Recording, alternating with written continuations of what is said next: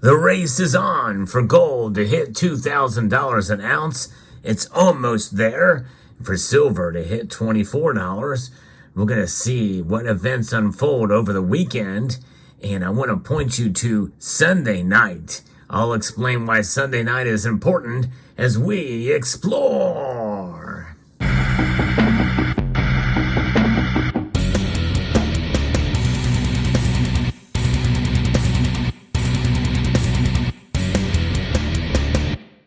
Gold and silver had a pretty good run today.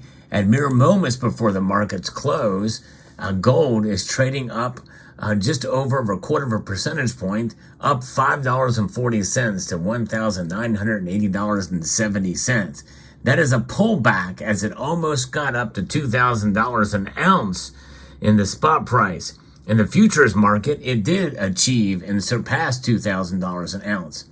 Silver is up over 1.5 percentage points now, up 35 cents to $23.47. It was just 20 cents shy of $24 earlier in the day as it got up to $23.80. So a pretty remarkable move again on yet another day of uncertainty in the markets and in geopolitics.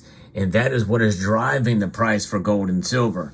Now, in yesterday's video, I said how yesterday was probably the most pivotal day of the entire year in terms of the precious metals markets, because we are now seeing for the first time in quite a long time, well over a year, where the Federal Reserve is saying that they are willing to pause, not just skip a rate hike. And this is an entrenched pause, which means there's not going to be any more rate hikes this year, even though it was semi-baked in, even though most of the people had suspected that they were going to pause, mostly kind of baked in. But that solidifies the idea that gold and silver are probably going to keep their high numbers now. And they may even continue to increase based off of geopolitical tensions. In fact, that's what's exactly happening right now. Heightened tensions in the Middle East are sapping trader and investor risk appetites. Late this week and heading into the weekend, rising bond yields are also squelching the equities bull market. Reports overnight said the U.S. warship had to intercept missiles fired at it from Yemen. So indeed, there is real issues that this thing could widen. We're already seeing activity in northern Israel from Hezbollah rockets coming in, and they're now evacuating areas to the north in that region. So the metals complex is reacting and racing upwards in this direction. And that's just it. When you think about, silver especially kind of reacting a little bit more radically than gold at this point, I think that tells us something. I think that tells us that we are headed for quite some uncertainty in the markets and in the economy.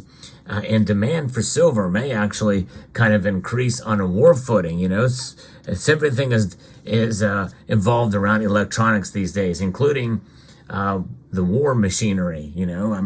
Missile technology. I did a video a while back that speculated that there could be as much as 500 ounces of silver in a Tomahawk cruise missile.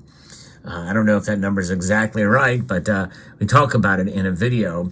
But we know there's silver, and silver that likely is not going to be recovered anytime soon. Now, that's still a minuscule amount of silver based off the entire market.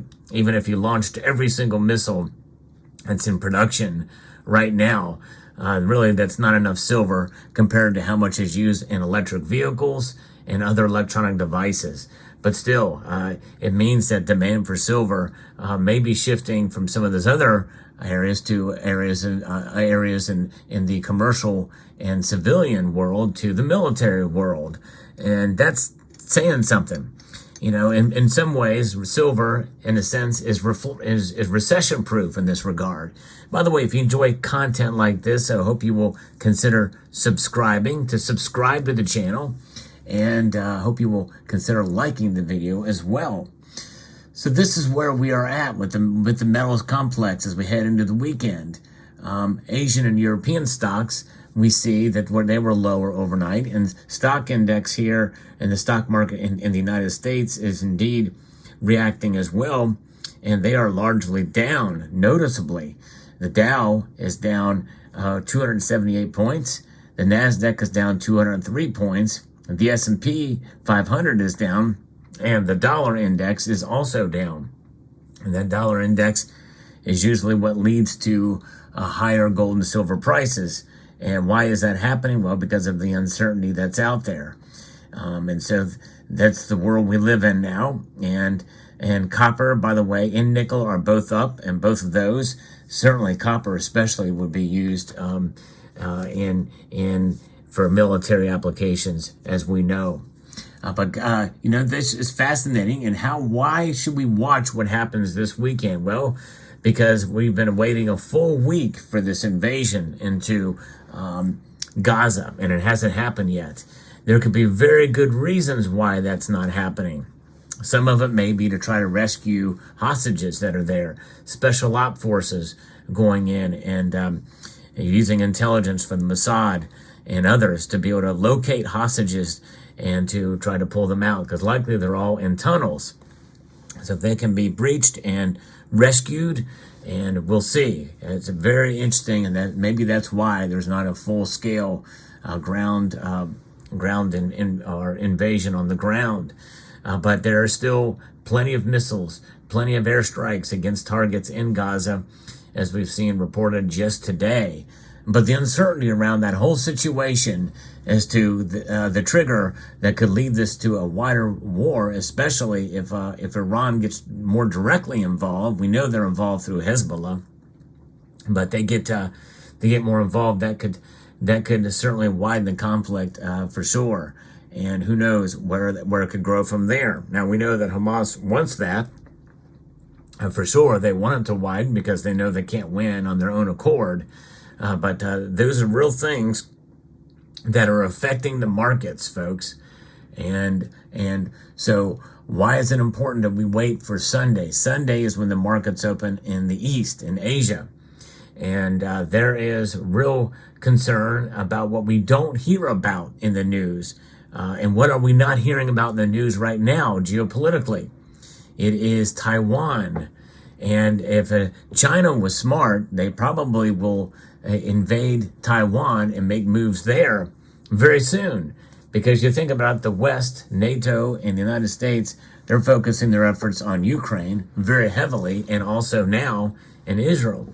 That leaves that pretty much open, that if we were to do support on that end, it's going to be a lot more, involvement there. And that definitely would lead to very much high gold and silver prices, as it would expand the geopolitical tensions to a point where it could potentially be the beginning of World War III at that point. Because you know where everything is going to align. It's going to be aligning between East and West, BRICS nations, in part at least, China and Russia at the very least, versus Western nations. From all aspects and all fronts. So this will be very, very interesting. In fact, now we know that North Korea, I guess we don't know for sure, that there's speculation that North Korean weapons or support for Hamas may have been there as well, which makes it an even wider conflict. So there's so much uncertainty there. Now, why should we be concerned about Taiwan now? Because it's not being talked about in the news, just as Islamic terrorism hasn't been talked about in the news for a couple of years. But now it is front and center yet again. Silence before the calm before the storm, so they say. That's exactly what's happening. Now I'm going to show you something. I took advantage of the dip with gold, now very close to getting to $20 shy of $2,000 an ounce again. An order came in from APMEX that I just received here. I'm going to show it to you. This is another in the series of the first of the 5-9 series of the Maple Leaf.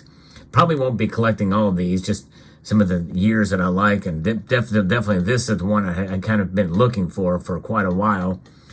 But this is the 5-9 series with that really kind of cool pattern behind there. A super maple leaf there with the 5-9s gold.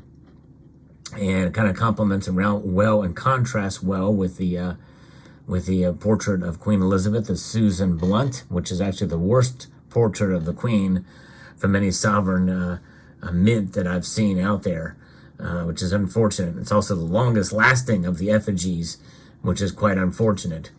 But nonetheless, there it is. Another addition to the stack, and 5 nines pure gold this time. You can see it there. In addition to the, glad I purchased it when I did. It was on the way down. Not quite at the bottom, but it was close enough. And it finally had shipped out and arrived on the day that gold almost hit $2,000 an ounce. So I basically got this almost at spot price, with that being said. In fact, probably about maybe 35 bucks above spot is what I paid for that. But nonetheless, there's where the markets are. And now Sunday night is important. Again, as I said, the markets will be opening. So I hope you will join me. Every Sunday night, I do a market watch. And usually on Sunday nights, it can be exciting, especially if there's events like what we have been seeing. And I think we'll probably see the prices continue to uptick. It just depends. If there's an invasion that does occur over the weekend, watch out. You're going to want to be here Sunday night for the special Sunday night market watch. So let me know what your thoughts are in the comment section down below. But an exciting time for precious metals. If you're a holder of gold and silver, well, you might be celebrating because your net worth is going up a little bit in terms of price. But again, as I say, when the price goes down, the same holds true when the price goes up. The value is something that is unmatched by price. Value supersedes price in my view. And we know that these metals here, gold and silver, well, they're worth a whole lot more than no matter how many of these are attached to them. No matter how many dollars are attached to the price of gold and silver, their value transcends that. Let me know what your thoughts are in the comment section below. We'd like to extend a multitude of gratitude to each and every one of you for taking the time to watch, and encourage you to please rate, share, comment, and subscribe.